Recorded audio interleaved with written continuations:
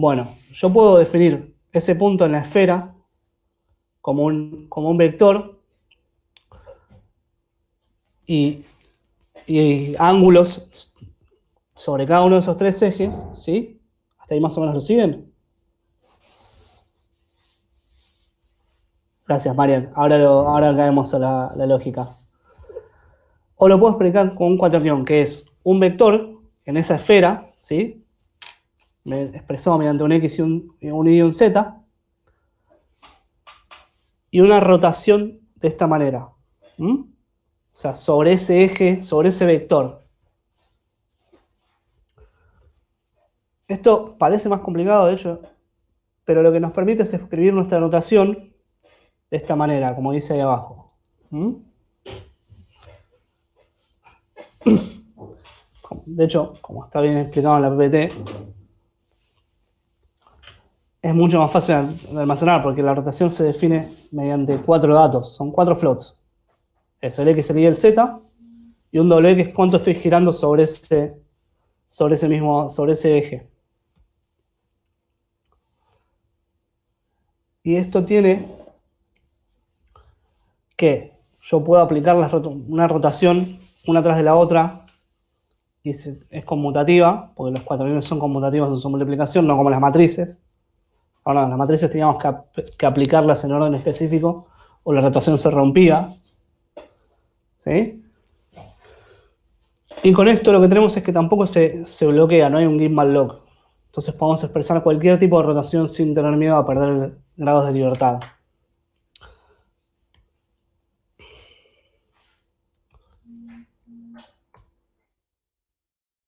Bien. Vamos bien, ¿se entendió lo de los cuaterniones? Ahora, ¿esto cómo se usa? Bueno, es muy sencillo. Hay una serie de ecuaciones para llevar de un lado a otro, que si quieren se las doy, la verdad no las tengo a mano, pero están, todos los engines lo usan. En el cual yo le doy una serie de ángulos. Cuaterniones, no se entendió, Diego. Bien. La W, pensá esto. Lo voy a mostrar porque si lo muestro con un... ¿Se ve mi cámara? Bien. Yo tengo... esto es difícil. Yo tengo mi vector que dice para dónde está girado en esta esfera imaginaria, ¿sí? Ahí me siguen. Pero supongamos que yo no tengo... No es solo un punto, sino que acá hay un modelo.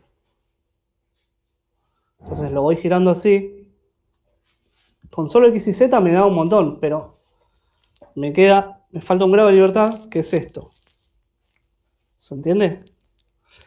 ¿Cómo está orientado con respecto a ese punto? Pues yo para escribir la rotación completa necesito decirle hacia dónde y cómo. Giro para acá, giro para allá.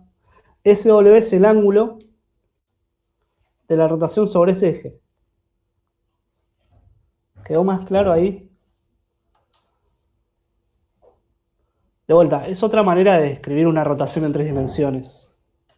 Exacto. Que es más fácil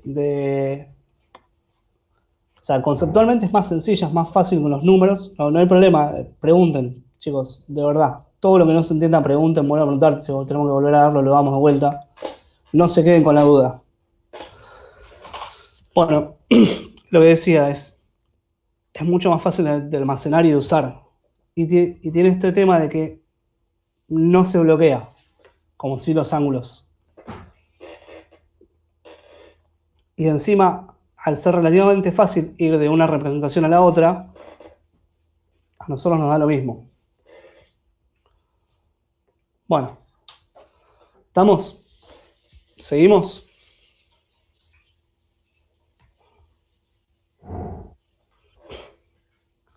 Perfecto. Bien. Lo que les había dicho antes, nosotros tenemos que combinar todas nuestras transformaciones en una sola, que es una sola matriz final. De tener cuidado cuando hacemos esto, de aplicar las transformaciones en el orden que nosotros queremos. Porque no es lo mismo escalar y luego rotar, que rotar y luego escalar, o mover algo y después rotarlo, ¿sí? Acuérdense que todas las rotaciones se hacen en base al centro de coordenadas. Entonces, si mi modelo está en el centro de coordenadas y yo lo roto, va a ser este movimiento. ¿Se sigue? Ahora, si mi centro de coordenadas estuviera acá, y yo muevo, perdón, yo muevo mi modelo acá y roto, lo que va a hacer es rotar alrededor del eje. No va a rotar sobre sí mismo, porque yo estoy siempre rotando en base a un eje.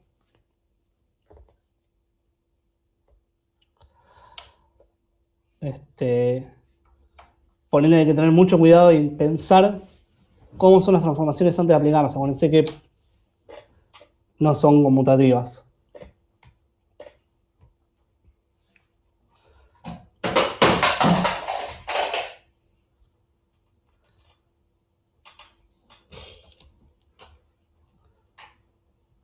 Entonces, dame un segundo, ¿no?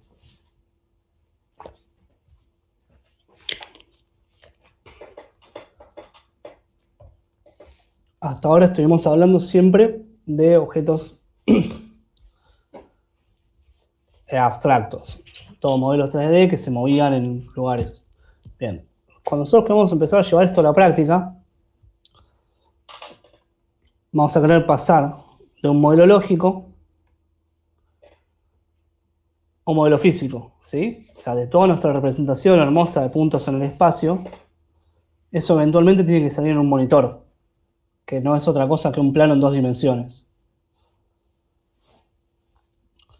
Tenemos que tener una función, como dice ahí arriba, que vaya de R3 a R2 y nos dé de un punto en el espacio a un punto en la pantalla.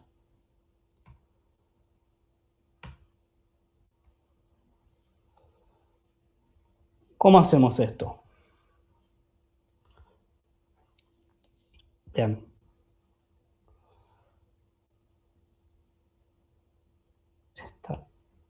Esta la que me parece que no importa. Vamos a seguir. La manera más fácil, ¿sí? La primera aproximación que uno puede pensar es decir, bueno, saco la Z y listo. Agarro todo lo que tenía en el espacio, lo aprieto contra la pantalla y ya lo proyecté. ¿Sí? Gente que recuerde álgebra, o sea, en este momento me están odiando, pero se acuerdan que había cosas que llamaban proyecciones. Bien, lo que estamos haciendo acá es proyectar todo nuestro espacio vectorial de 3 dimensiones a un plano.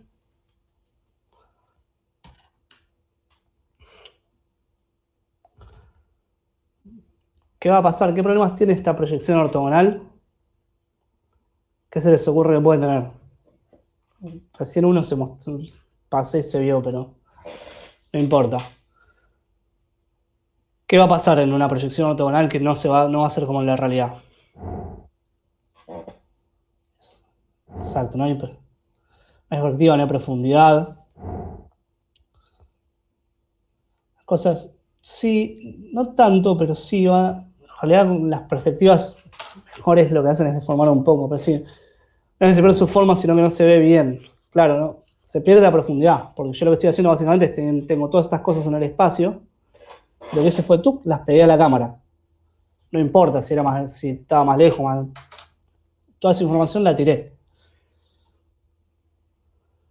Entonces, también se solapan, queda extraño, no se ve bien. La perspectiva ortogonal, muchas veces los que hayan hecho sistema de representación, es la que se usa para hacer planos, porque no me deforma.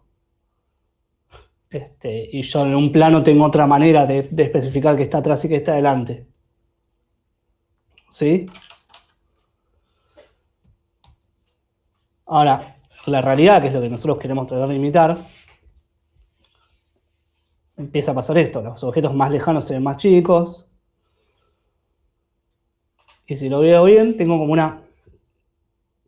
un punto de fuga, que es a donde todo confluye. ¿Sí? La primera aproximación de esto es decir, dividido por z. Entonces, las cosas que están más atrás se van a ver más chicas. ¿Mm?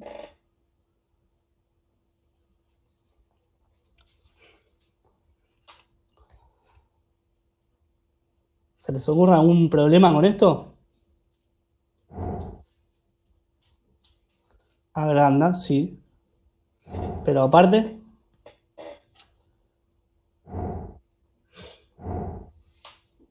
acá, para los que no ven en el chat, Sacha está preguntando sí, qué es lo que pasa entre 0 y 1, y sí, los objetos van a ver más grandes. Pero hay un problema mayor aún. ¿Qué pasa cuando algo está pegado a la cámara? Z es 0. Chao, se rompió.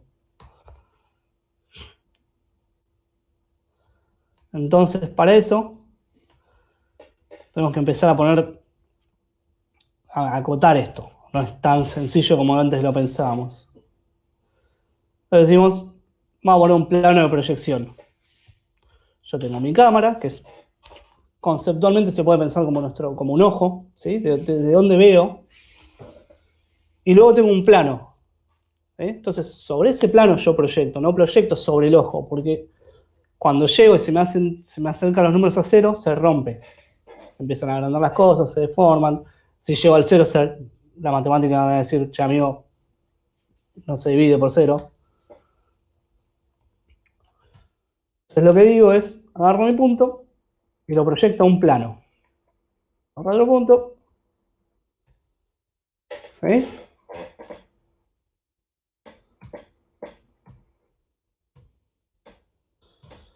Y así.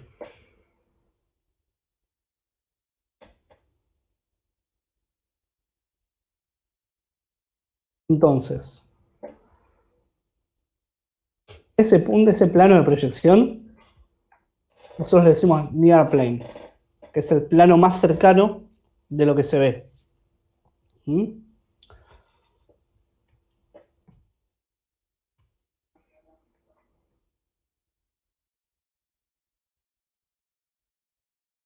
El near plane lo definimos como la distancia desde la posición de nuestro ojo hacia el near plane. ¿Sí?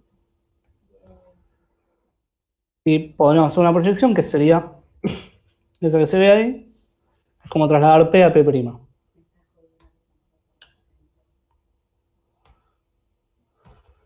Bien. El próximo paso es definir algo que se llama frustum. Frustum se llama este tipo de forma geométrica que es una pirámide truncada, ¿sí? Que nosotros ahora vamos a ver específicamente para qué lo usamos y por qué, pero síganme. En principio definimos un near plane y un far plane. ¿Qué va a decir eso? Todo lo que esté entre esos dos planos es lo que la cámara va a estar viendo. ¿Mm?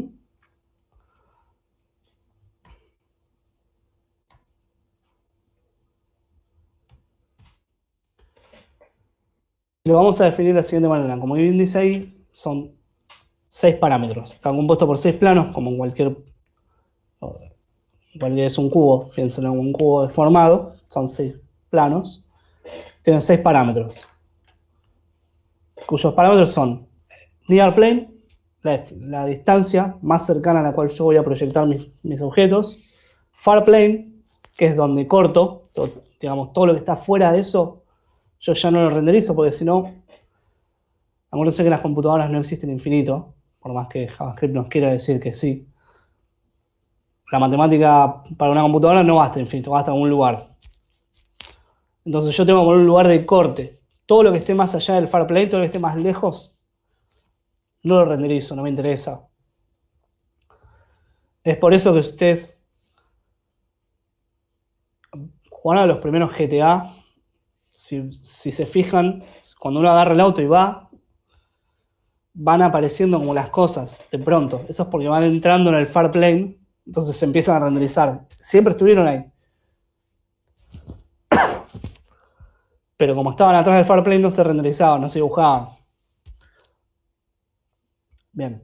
Entonces tenemos near plane, el far plane, la posición, que es la posición de la cámara, ¿sí? Eso es un X y Z. El lookat, que es un vector de hacia dónde está apuntando nuestra cámara.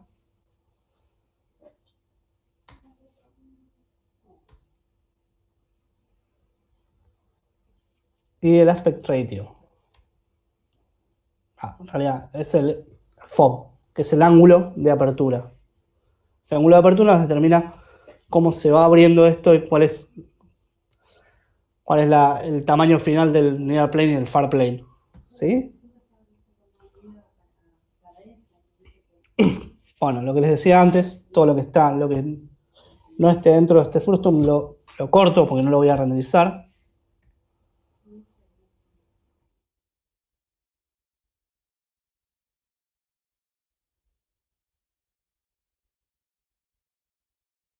Entonces, yo tengo esto. Ya supongamos que yo ya tengo todo, tengo mi frustum definido, tengo todas las cosas, tengo todos los puntos que quedan adentro de mi frustum. El próximo paso es normalizar esto. ¿Qué significa normalizar? Llevar todo esto, transformar todas estas coordenadas de entre 0 y n y agarrar nuestro frustum y transformarlo, aplicar una transformación como las de análisis 2, que eran los cambios de coordenadas, de tal manera que nuestro frustum se convierta en un cubo. Un cubo de 2x2x2 centrado en el origen de coordenadas.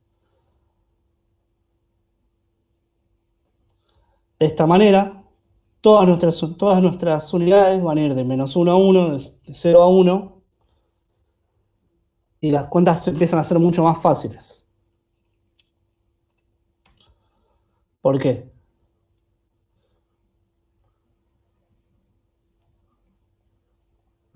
Si yo tengo diferentes tamaños de pantalla, ¿sí? Yo, para llevar de un número de píxeles a otro, tengo que saber de dónde a dónde voy. Si yo lo tengo entre 0 y 1, simplemente multiplico por el tamaño de la pantalla y listo. ¿Se entiende? ¿Sí acá? Si yo sé que mi posición en X es 0,5, siempre voy a estar en la mitad de la pantalla, no importa cuántos píxeles tenga mi pantalla.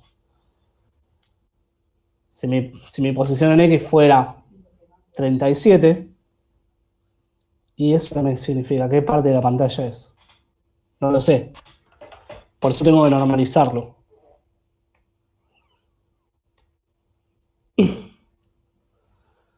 Bien, la manera de hacer esto es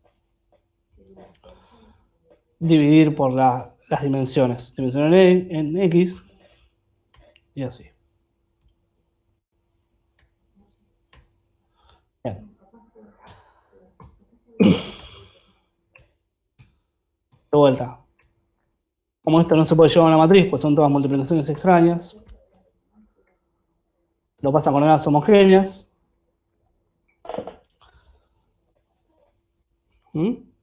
Digo que antes era H, ahora es W, es lo mismo.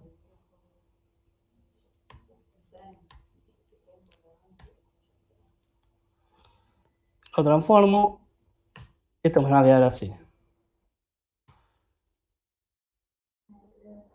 Entonces, al final, esto se convierte en una matriz de proyección. ¿Sí?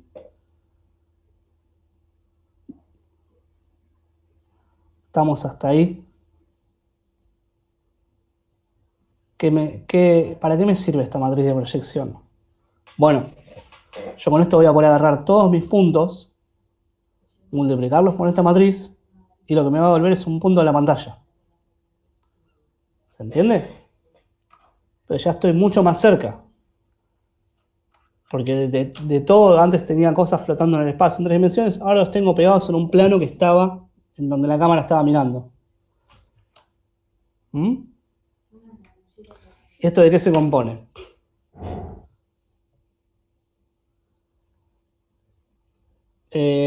Acá Juan Manuel pregunta si es un punto en el monitor. No, todavía no, pero casi. Esto en realidad lo tenés que pensar Vos cuando vas a renderizar, ¿se acuerdan que yo les dije el Frustum se armaba con un montón de parámetros? Bueno, lo que hace es dejártelo en un... Falta. Esto todavía estamos igual con puntos. Falta todavía, hay que transformarnos en píxeles. ¿Se acuerdan que nosotros vimos un montón de cosas? Pero sí, la idea es que esto te da una posición en la pantalla. Piénsenlo como si tuviéramos un plano en 2 dimensiones. Claro, la llevo todo al... No es que lo llevo al origen de coordenadas. Yo normalizo ese frustum. Vieron que cuando haces un cambio de coordenadas, generalmente lo que tratás de hacer es transformar de una representación a otra para que te sea mucho más fácil. El cambio ese de coordenadas de la normalización. Vamos a volver al dibujito. Perdón, con un pizarrón me es más fácil explicar esto. Transforma ese frustum que era esta pirámide truncada, ¿sí? La transforma en un cubo.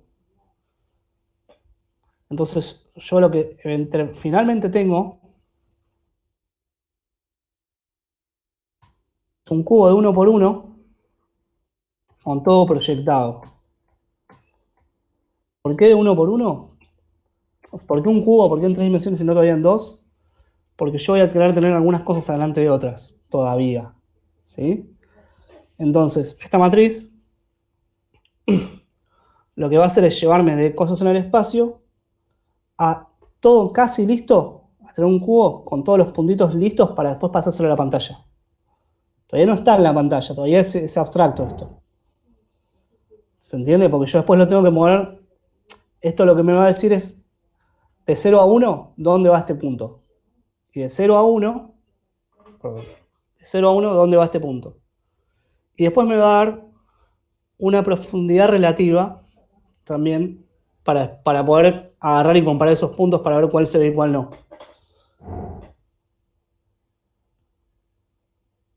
Claro, este cubo es la perspectiva, es la proyección. Me proyecta, me mueve todos mis puntos de tal manera que ya queden en perspectiva. O sea, la idea del frustum es aplicar esa perspectiva. Sí, quizás no fui claro en esa parte, pero sí, toda esta construcción del frustum es una construcción matemática que nosotros tenemos para decir, ok, todo esto lo proyecto de esta manera. Bien, esta matriz se construye con los parámetros del frustum. ¿Se acuerdan que dijimos? Entonces tenemos Zn es la distancia de mi punto al near plane. ZF es la distancia al far plane. ¿Sí? Dx es la dimensión en X. Dy es la dimensión en Y de mi pantalla. Eso me da el aspect ratio. Y listo. Con esto ya puedo transformar mis puntos a estar casi listos para ir a la pantalla. Acá está justo lo que estábamos hablando recién. Ven que lleva de uno a otro. ¿Se entiende? Esto es súper teórico lo que estamos haciendo, pero piensen que lo que estamos tratando de hacer es deformar esos puntos para que queden como se deberían ver, no como son en realidad, sino como se deberían ver.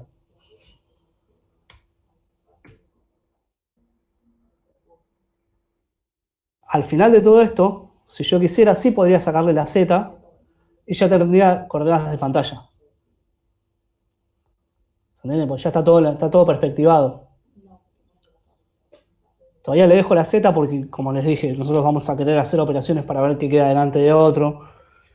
Sobre todo en lugares cuando uno tiene transparencias y etcétera. Bien. Con esto vamos concluyendo toda la parte teórica de hoy. Es un montón. Así que vamos a repasar. Vimos hoy transformaciones 2D, coordenadas homogéneas y por qué las queremos, por qué necesitamos hacer toda la misma operación. ¿sí? ¿Se acuerdan que necesitamos no, pero queremos obtener una sola matriz para hacer la transformación y no queremos tener que hacer 20 operaciones por cada punto? ¿Mm? Transformaciones 3D, o sea, cómo expandir esta idea de 2 dimensiones a 3 dimensiones, todas las matrices. Frustum. ¿Qué es el frustum? Básicamente es nuestra abstracción de cámara, nuestra abstracción de lo que vamos a ver. Y modelo físico, que es lo que eventualmente va a llegar al monitor. Todas más o menos entendieron estas ideas. No les voy a pedir que salgan a hacer matemática de matrices de proyección ahora, pero deberían por lo menos irse de esta clase con una idea de lo que lleva transformar de una serie de puntos, de floats, a llevarlo a la pantalla, ¿sí? Con esto ya deberían poder ir al TP, abrir alguna de las cámaras de ejemplo y entender más o menos cómo funciona, cómo está definida. ¿Mm? Alguien que no haya entendido, alguien que se haya perdido, algo en lo que no haya sido claro.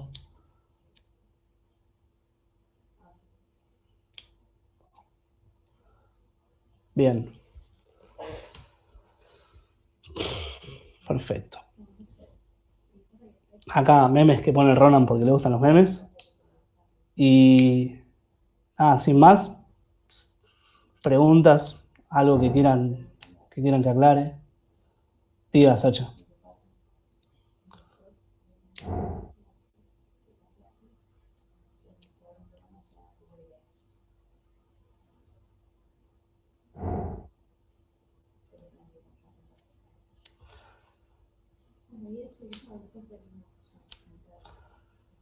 Bien, eso no está en la PPT.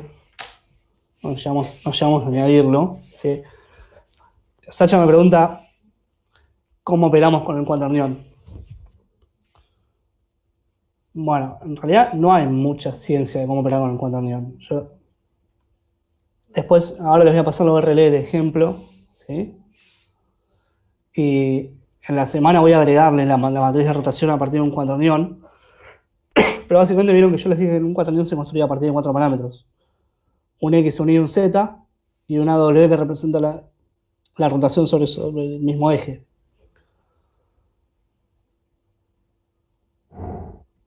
Bien.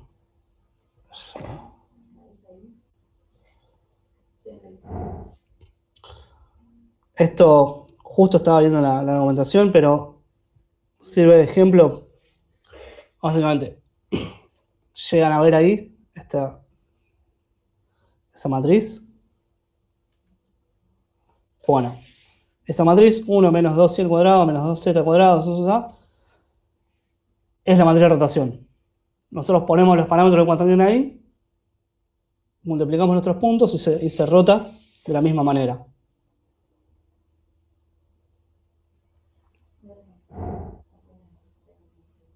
Claro, exacto, es una multiplicación. Hay toda una... Dale, Ronan, si querés compartir la pantalla, que yo no... Desafortunadamente no tengo Windows por una cuestión laboral y no puedo usar el TGC por ahora.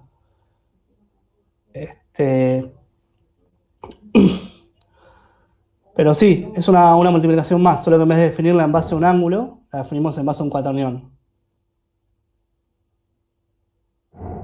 Exacto. Sí, Diego.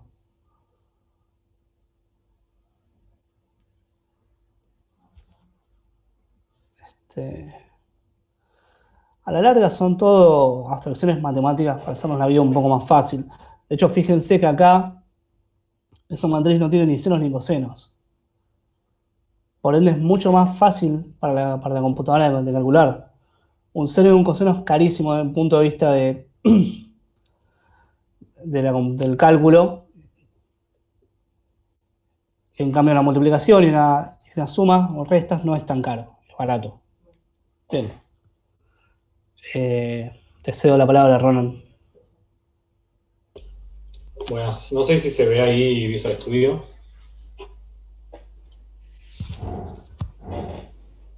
Se ve perfecto. Buenísimo. Bueno, este es un ejemplo que hay en el framework de rotaciones. Estamos comparando las de Euler contra las de Quaternion, ¿sí? Básicamente, en Euler lo que hacemos es rotation, yaw, pitch, roll, que es lo que explicó Javi, y les pasamos el yaw, el pitch y roll, que ahora vamos a ver de dónde sale. Básicamente en este ejemplo son 3 valores que los podemos mover. Y otro mesh, ¿sí? Que está rotado con cuaterniones. Básicamente los cuaterniones los definimos. A ver, los cuaterniones unitarios que son los que usamos para rotaciones, ¿sí? Son definidos con un vector que tiene que sí o sí ser unitario y un escalar, ¿sí? Ahora vamos a ver cómo funciona esto, pero el escalar básicamente tiene que ser un ángulo, el coseno de un ángulo, y el vector tiene que estar multiplicado por el seno de ese ángulo.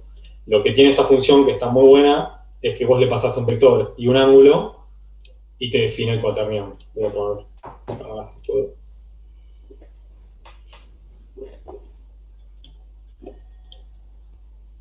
No sé si aparezco ahí abajo, quizá no. Dígame en chat. No, no te estamos viendo. A ver, no sé cómo hiciste, Javi. Dale la camarita. O rompe todo. Sí, puede ser que rompa todo. ¿Estás en Firefox, Javi? No, yo estoy en Chrome. Se explican muchas cosas.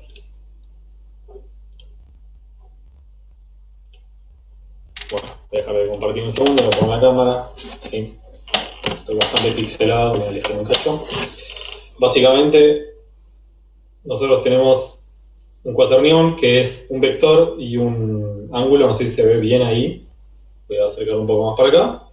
Básicamente, ese vector, como explicó Javi, es una dirección cualquiera, ¿sí? Que va desde un centro. Y el ángulo, hagan así con la mano, el ángulo es la rotación en ese vector, ¿sí? Entonces, por ejemplo, si yo al vector le paso 1, 0, 0, que es el X, ¿sí? Y le paso un ángulo de 90 grados, voy a estar girando, perdón, ese no es el X, ese es el Y, voy a estar girando 90 grados en Y, ¿sí? De esa manera. Si yo le paso un vector que, no sé, va para allá, por ejemplo, y le paso un ángulo de 30 grados, voy a estar girando 30 grados en ese ángulo, ¿sí? Siempre con la mano derecha. Volviendo ahora sí al ejemplo. Che, Ronan, no se vio nada. Sí, no se vio nada, bueno, no importa, No. ahora lo explico de nuevo. Hay 2 ejemplos que lo explican bastante bien. Voy a dejar de compartir pantalla de esto, voy a mostrarles los ejemplos.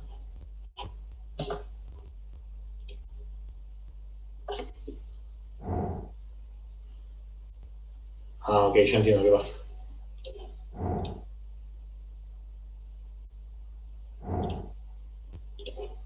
Ahí deberían ver. ¿De qué sé? Sí, se ve, alguien me confirma. Sí. Buenísimo. Bueno, creo que este es el más fácil para entender lo que es un cuaternión, ¿sí? Básicamente, la flecha amarilla, ¿sí? Que es un vector unitario que acá lo estoy mostrando, representa el ángulo de rotación. Y el ángulo entre la flecha roja y la flecha azul representa el ángulo, ¿sí? No sé si se ve bien. Fíjense, si yo agarro y roto para allá, el vector es el amarillo y el ángulo es la apertura entre los dos ángulos. Este ejemplo tiene algo que es bastante interesante, que es que el vector amarillo, cuando yo hago clic, se calcula como el cross product entre el vector azul y el vector rojo, y el ángulo se calcula con el dot product entre el vector azul y el vector rojo, o producto escalar como lo conozcan. Pero básicamente acá pueden visualizar un cuaternión. Un cuaternión es la línea amarilla esta por el ángulo que se está abriendo, ¿sí? Y vamos a mostrar este ejemplo también. A la izquierda, no sé si se ve bien, hay un mesh, que no sé por qué no tiene un ala, y a la derecha también hay otro mesh que no tiene un ala. Y a la izquierda usa rotaciones de Euler y a la derecha usa rotaciones de cuaternión. Las rotaciones de cuaternión no son conmutativas, porque las rotaciones no son conmutativas, pero no tienen gimbal lock. Yo voy a rotar estos 90 grados, ¿sí? En X. Fíjense, acá están básicamente los ejes. Yo roto 90 grados en X, ¿sí? Ahora estoy rotando el rojo. Y básicamente yo puedo rotar 90 grados en Y, y acá no hay problema, ¿sí? Los dos están iguales, en este en Euler y en este en cuaternión. Pero ahora fíjense lo que pasa si roto 90 grados en Z, ¿sí? El de cuaternión respeta, ¿sí?, los ejes, y el de Euler no, tiene un acople, ¿sí? Se ve el acople, básicamente giramos, este sigue girando en Y, y el de la derecha sigue girando en Z, que es donde debería girar, ¿sí? Ahora vamos al código.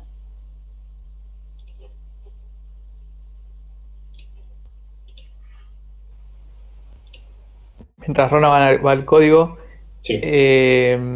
esos ejemplos que mostró el Ronan seguramente no están en el código que ustedes tenían. Se subió ayer o antes de ayer. Así que si lo quieren jugar con esos ejemplos, deberían hacer un pool de TGC Viewer de Master. Ok. Bueno, básicamente lo que me viene a mí como X y Z, que son esos slides. ¿Se ve ahí la pantalla?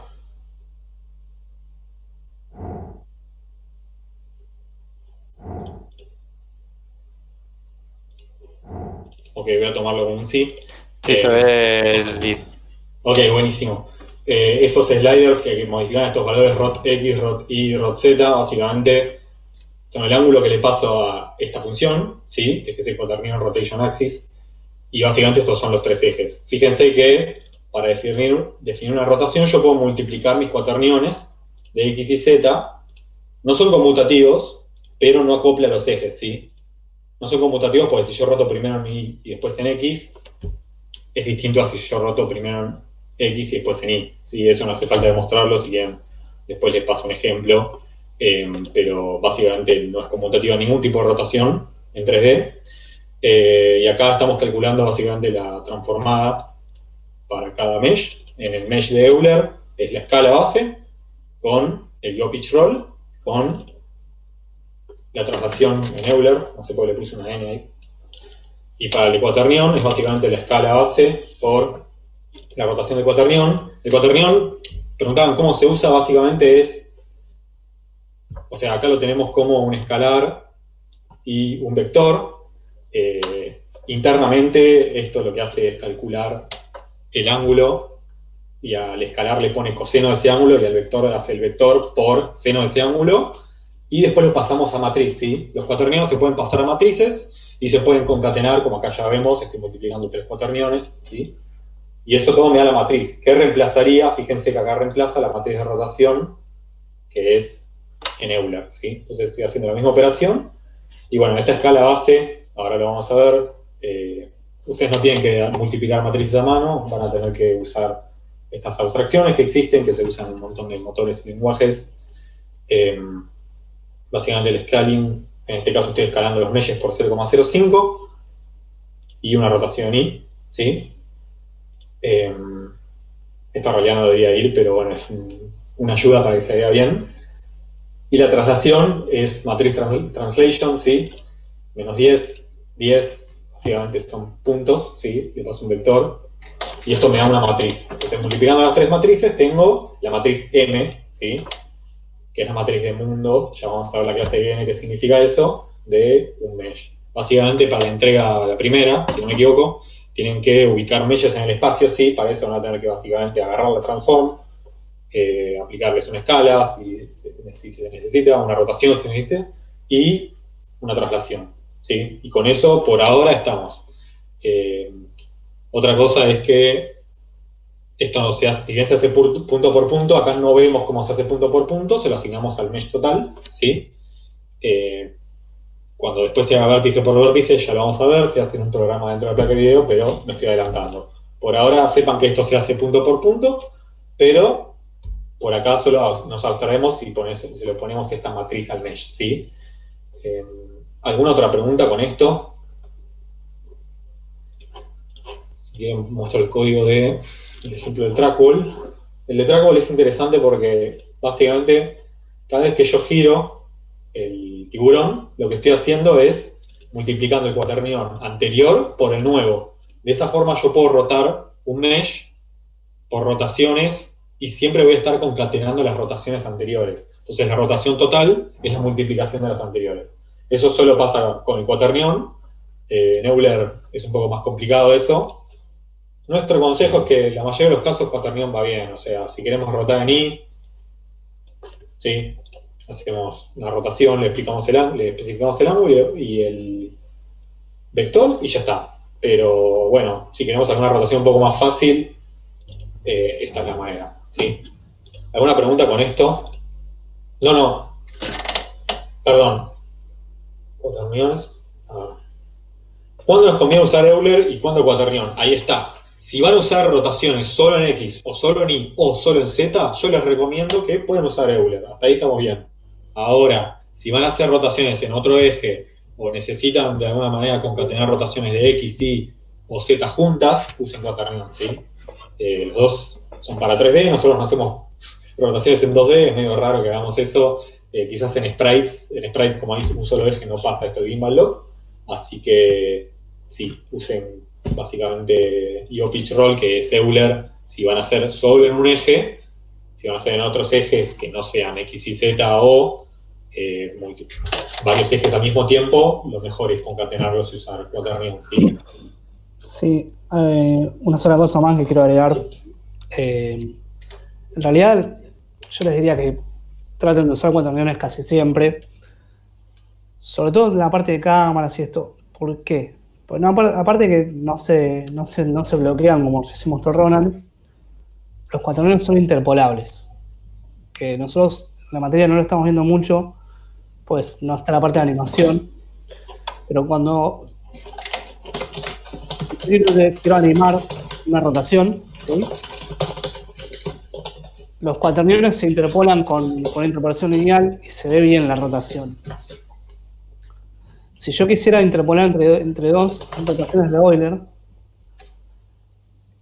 matemáticamente se rompe. No siempre, pero como los ángulos de Euler pasan de 160 a 0, las interpolaciones se ven extrañas. No funcionan como uno esperaría que funcionen. No va a ir derecho de una rotación a la otra, sino que va a girar. ¿Sí?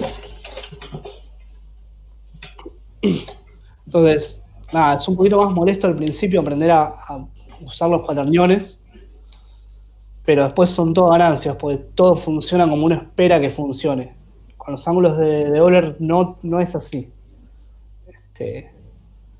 Se empieza a romper, la matemática se rompe, por ponerlo de una forma poco técnica. Ronald, estabas escribiendo un... Sí, básicamente así se interpone entre cuaterniones. La identidad obviamente es ninguna rotación en ningún eje, ¿sí? La rotación es bueno lo que tuvimos recién, y bueno, un factor que va entre 0 y 1, ¿sí? Interpolación lineal, ya lo vimos en la clase pasada, si no se acuerdan. Este factor, que es un float, por ejemplo, si tomo 0,3f, me va a decir, tomo 0,3 de este y 0,7 de este, ¿sí? Va de 0 a 1, interpolando entre estos dos valores, o sea, también para vectores. Si se quiere hacer lo mismo con Euler, de nuevo, no lo recomendamos, pero se puede interpolar entre dos floats. Creo que es Matex Euler. O creo que alguien escribió ahí.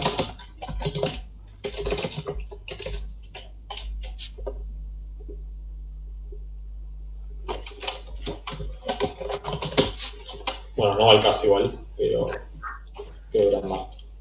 Hacer una interpolación del absent time, del coseno del absent time. Qué raro, bueno, estoy muy acostumbrado a Unity. ¿Una qué? No, después te escribo y hacemos el ejemplo ese más copado con interpolación para que se vea. Ok, bueno, nada, estas son formas de interpolar, pero básicamente eso. ¿Alguien más escribió en el chat? Mariano puso una explicación un poco ok. más matemática que... Buenísimo. Bueno, Y, bueno, yo ahí les dejo en el chat el ejemplo ese de 3GS, por si alguien lo quiere mirar. Si no, vean los ejemplos de TGC que te van a servir más para el TP, pero a fin de cuentas el concepto es todo el mismo, así que bueno. ¿Querés que cuente la historia de los cuaterniones? Creo que es un poco nerd y no sé si ya están cansados, pero bueno. yo creo que tenés que preguntar a los alumnos. ¿Cómo? Yo creo que tenés que preguntar a los alumnos. ¿Están cansados o quieren saber la historia de los cuaterniones? Ok, listo, voy así. Bueno, básicamente hace ya casi 2 siglos van a ser. Es así. Hamilton, que fue un matemático, se levantaba todos los días y quería saber cómo multiplicar tripletas de números, o sea, vectores, puntos en el espacio, por así decirlo. Y los hijos le preguntaban todos los días, ¿ya sabés multiplicar triples? Y el Hamilton les decía, no, todavía no sé, puedo sumarlos o restarlos nada más, pero todavía no sé. Y todas las mañanas pasaba lo mismo. Pasó que en un momento pasaban o sea, Hamilton paseaba con su esposa en un puente que se llama, ya les digo, bueno, no importa, está en Dublín, sí, que cruza el Canal Real. Y cruzando el puente se le ocurrió a Hamilton que no tenía ni idea cómo multiplicar triples, entonces pensó que puede tener idea de cómo multiplicar cuádruples, ¿sí? Vectores de 4 dimensiones. Y ahí es cuando se le vino a la mente y escribió en una piedra cómo multiplicar vectores de 4 dimensiones. Y bueno, la piedra después fue vandalizada, ¿sí? Pero la reescribieron y básicamente lo que él inventó ahí fueron los cuaterniones, que usa un escalar y un vector. En realidad el vector son componentes complejas, ¿sí? En realidad es A más B por I, que es la componente compleja, más J, que es otra componente compleja, y K, que es otra componente compleja, ¿sí? Cada uno de esos por uno de los factores del cuaternión. Y bueno, básicamente tenía sus propiedades, se puede multiplicar, se puede sumar, se puede restar, tienen normas, ¿sí? La norma de un cuaternión es el escalar al cuadrado más el vector al cuadrado y todo eso la raíz cuadrada. Y por eso decimos que tomamos cuaterniones unitarios, porque con el coseno, que es lo que nosotros usamos para rotar, tenemos cuaterniones de norma 1, ¿sí? Y es lo que usamos para rotar. Bueno, muchos matemáticos dijeron que los cuaterniones eran malvados en la época, porque, ¿no? ¿Por qué no?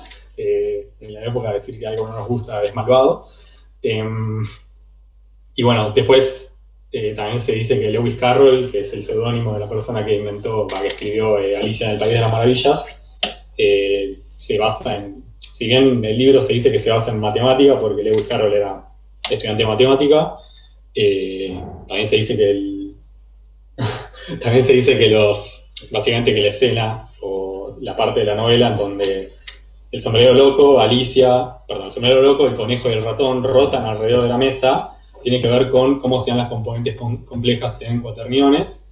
Si bien Hamilton creo que no llegó a leer el libro, hay teorías de que tienen su relación, pero bueno, esa es la historia de los cuaterniones. Era un tipo que se le ocurrió cruzando un puente y lo escribieron. Todavía está la piedra, si quieren, ahora les paso un link donde está la piedra tallada, pero bueno, esa es la historia de los cuaterniones.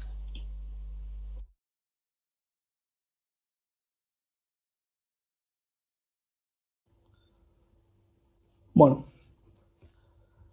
¿alguna pregunta de la clase, del TP, de la materia?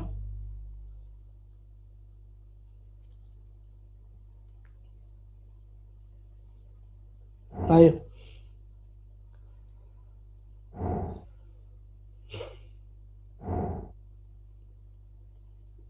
Fecha de la primera entrega. Lean hoy. Así como recién dijo René, hoy a la noche, hoy subimos el cronograma con todas las cosas y mañana ya lo pueden chequear. ¿Algo más?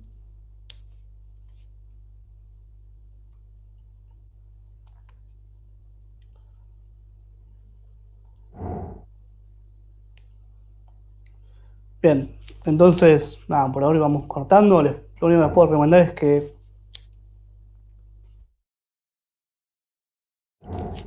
gracias, René.